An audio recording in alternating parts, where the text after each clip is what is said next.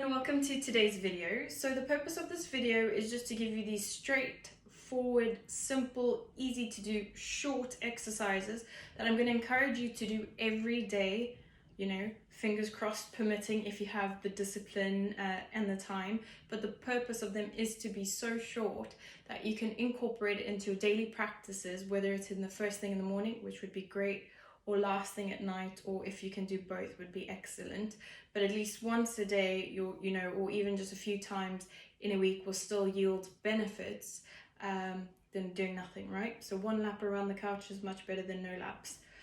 So the couple of exercises, two are going to be focused on the face, one is the throat, one is going to be called spinal cord breathing, where we're going to flex with the back, and then another exercise called cross crawl. So what are the purposes of these exercises? The point is that we're going to be releasing tension in the jaw. So a lot of upper back pain, headaches, migraines are all caused by tension. Tension can relate from the musculoskeletal system or even dehydration. So hydrating is always the number one key on any type of improvement with work.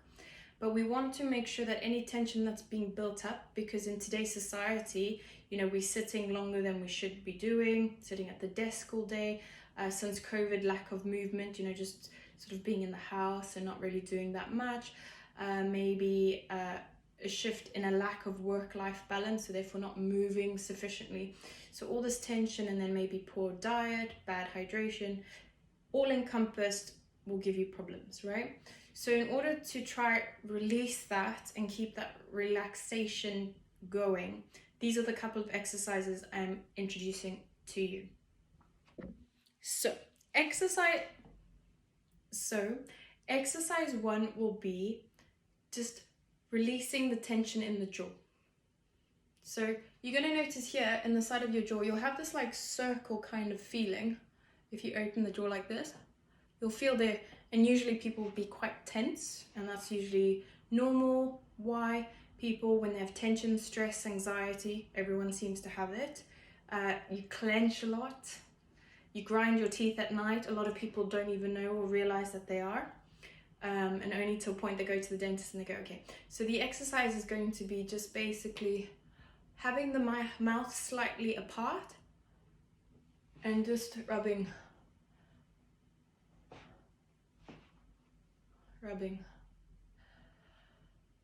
And as you are rubbing, just take nice, slow, gentle breaths in and out. And change direction. So if you need a real guideline, normally you'll feel this tension start to dissipate because it becomes less tender or less sensitive. But if you need a guideline, do 20 one way, 20 the other way. So 1, 2, 3, 4, 5, 6, 7, 8, 9, 10, 11, 12, 13, 14, 15, 16, 17, 18, 19, 20, and again, 1, 2, 3, 4, 5, 6, 7, 8, 9, 10, 11, 12, 13, 14, 15, 16, 17, 18, 19, 20. Right? Then you just shift the energy. Right. The next one, wriggling your jaw. How does that look like? You sort of just open your mouth, effectively want to detach, and just move it like this. Wriggle the jaw. Okay, try, aim for 20, 20.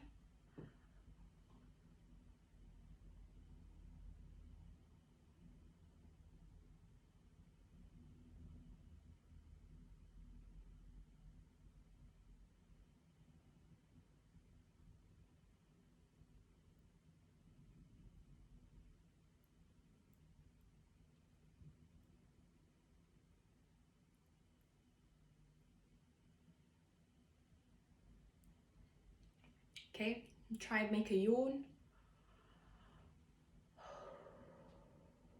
Great, now that's loosened. Next exercise, we're going to, I say attack the throat or address the Adam's apple. So I'm going to come in closer. If you just run a line down your throat, sort of, in a sense, feel like you're going to strangle your throat, right? You're going to start at the top, just feel down, just to see where it ends. But you're going to just take it and you're going to literally shake it left to right quite vigorously. It's going to feel very strange. It feels odd, especially the first time you do it. But you might notice it to be quite tight. It can be quite tender. You can release it, and then all of a sudden you might hear a click, maybe because it opens up the neck or releases some built up tension or air pockets, but that's normal. But it'll feel very weird, but with time you're going to enjoy it, and almost you'll become dependent. And these couple of exercises, again, you can do throughout the day. You might notice you do it multiple times because it's just releasing a lot of tension. Right, so I'm just going to start. I'll do it like up and down, maybe seven times, yeah? With the mouth open.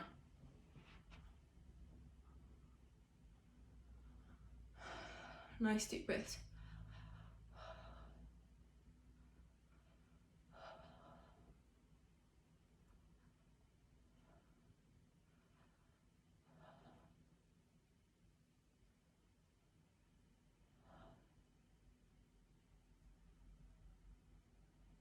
Okay, and 7.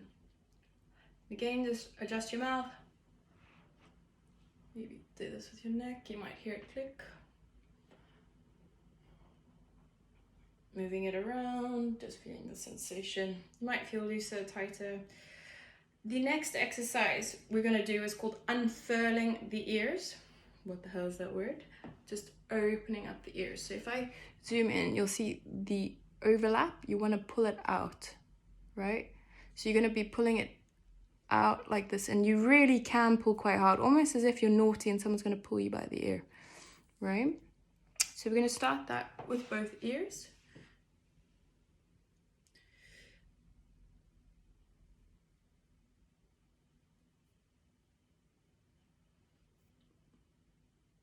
Very nice feeling. I really enjoy it.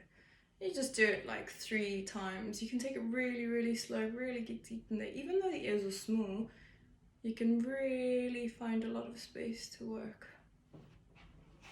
Like as if I'm pulling my ears out. Try not wear any earrings, anything of the sort. I think they'll be a bit uncomfortable, or you might not maximize the benefits of pulling.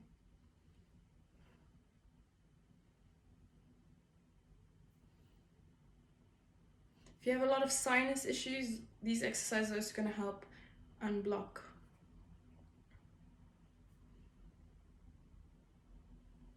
All right, next exercise, we're going to take the eyebrows. I'm going to look silly, but it is what it is, right? You're going to really pinch in, and you just want to pinch up. So these help open up the sinuses of the body. This is facial reflexology. Can do about 3 times, back and forth if you want. I just think it's good just to start from the same place because it's easier to grip.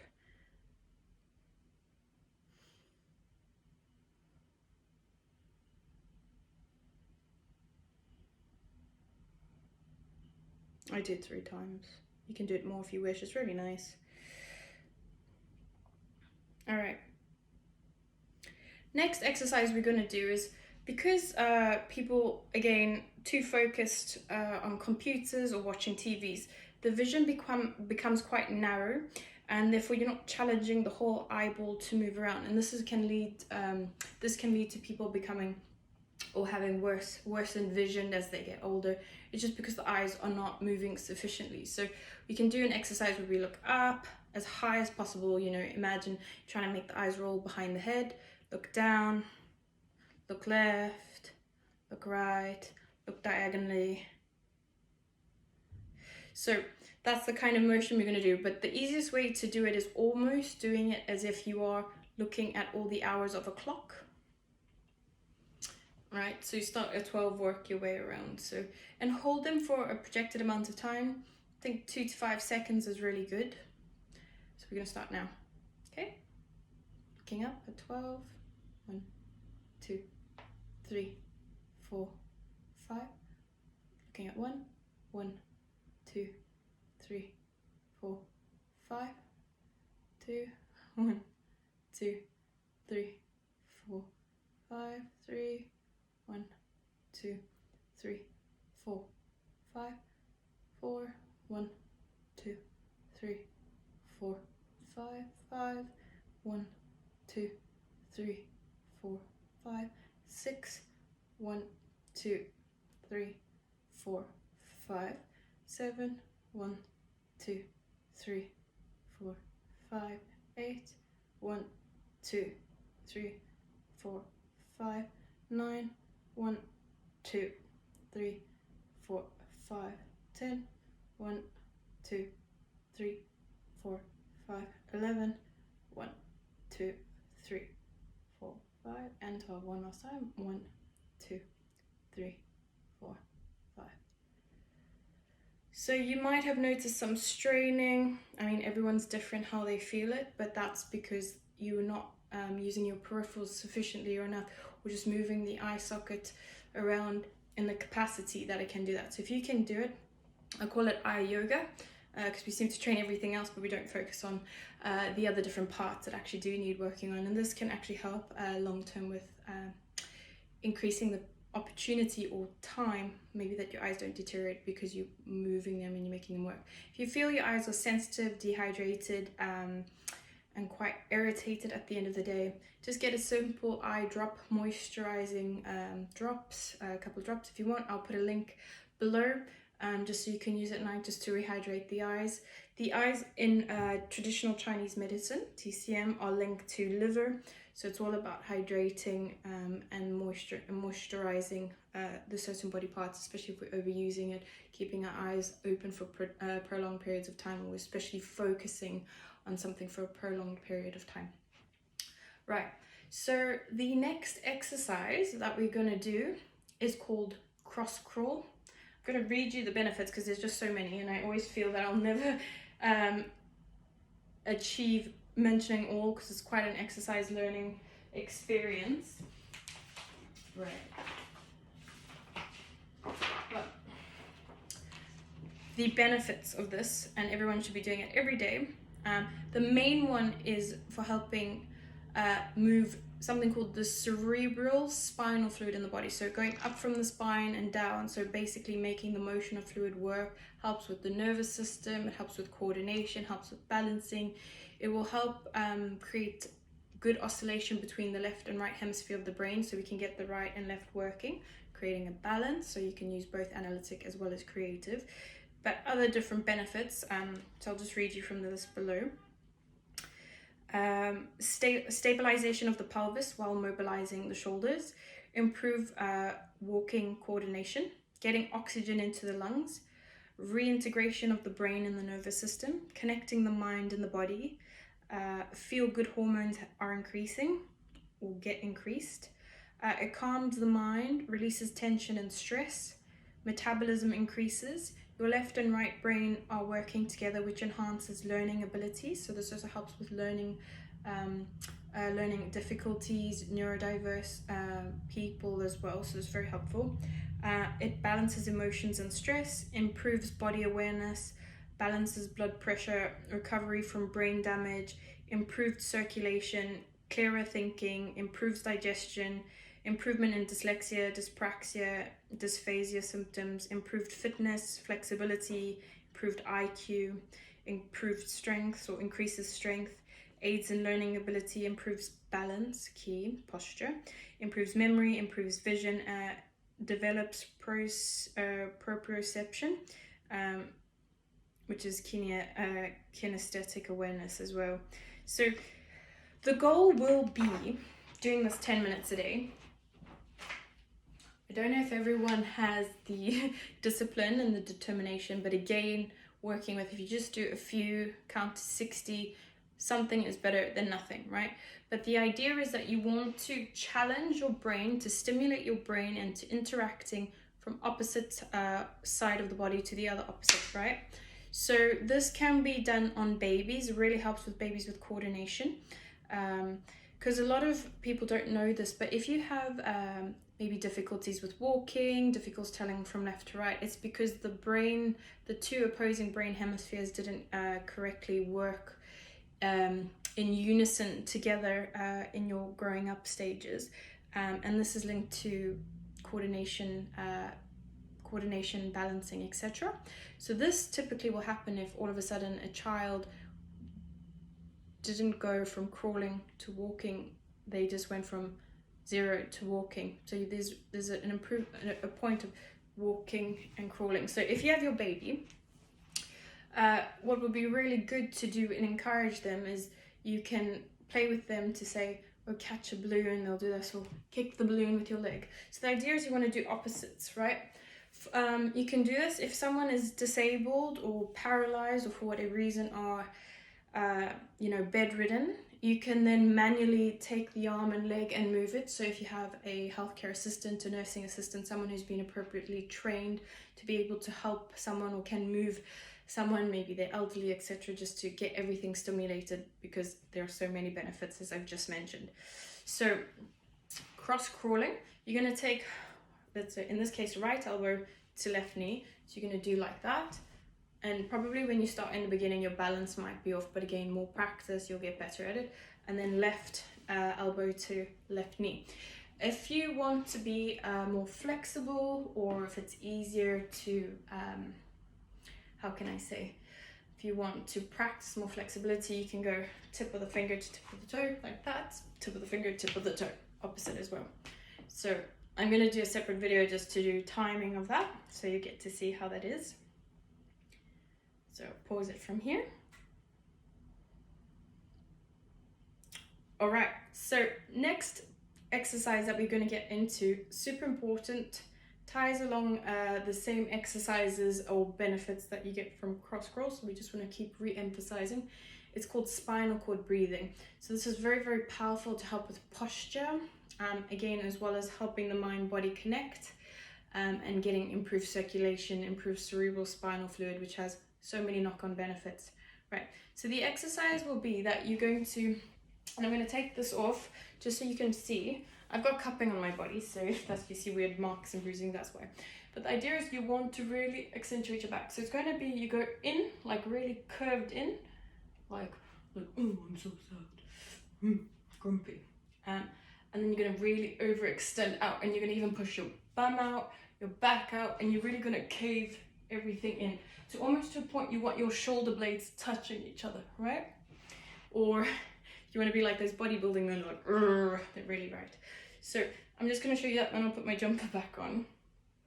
But the idea is you're going to close, you're going to have your feet hip width apart, close, and you're going to overextend, right? And when you come back, you're going to close the pelvis and squeeze. So we're going to work on pelvic floor exercises, both men and women, because this will help improve some strength in the pelvic floor, which will help ensure that the organs in the body, the major organs, don't displace out and create problems, especially with the large intestine, small intestine, which can fall, create pressure on the bladder. And this is why people, when they get closer to old age, they need to regularly pee in the middle of the night, because their bladder goes from something quite large to something quite compressed, and they can't hold their pee for a long time. So if you work on these exercises every day, just a few times a day, you will start to notice great improvements and benefits that have different kind of things that you didn't realize. And you don't have to use the age-old saying, just getting old, this is what happens. No, it's just because you don't have the sufficient knowledge and training yet on how to ensure that this doesn't happen. So I like to encourage, because in the beginning it's quite tiring to do, especially when you're using parts of your body that you're not used to. I encourage to do a set of 3 sets of 7, so 7, 14, 21. Then work your way up in 7s, 21, 28, 35, 42. But 35 should be about max. But if you can do more, always better. But don't overdo it in the beginning, rather do less and build on, and just keep the practice consistent, right? So again, I'm going to turn to my side. So everything's locked in, pelvic, right? And then out, in, out. Okay, so that's going to be the exercise, right? So I'm going to put my jumper on, because it's a bit chilly for me, but I just wanted to obviously help you understand what the differences are. Alrighty, so we're gonna go again. I'm gonna aim for 21, yeah? So let's go. Deep breath in and out. 1.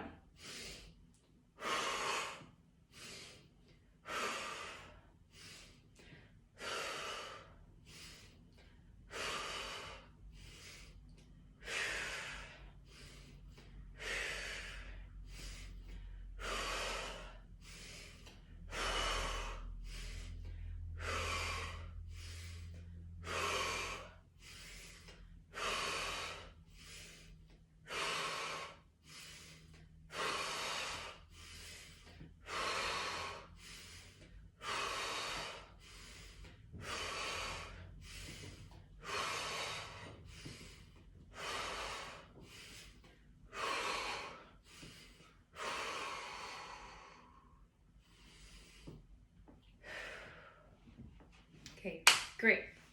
You might feel a bit lightheaded, you might feel a bit dizzy if you do sit down, and that will be because of the accentuated breathing. So what I was doing is breathing through the nose, out through the mouth. So yeah, do that. And then these will be enough exercises for today in terms of active daily practices that require no equipment. And if you're interested to see a couple of 2 other things that require equipment, one a little bit expensive but long lasting, one inexpensive but very helpful as well for circulation, stay tuned for the next video. And thank you so much. If you have any questions, please drop them either below or just contact me directly through my website, medicalmindsetcoach.com, or contact on the business WhatsApp chat line, and I'll be able to assist and help. But these are going to be very, very beneficial. All right, thanks. Have a lovely day.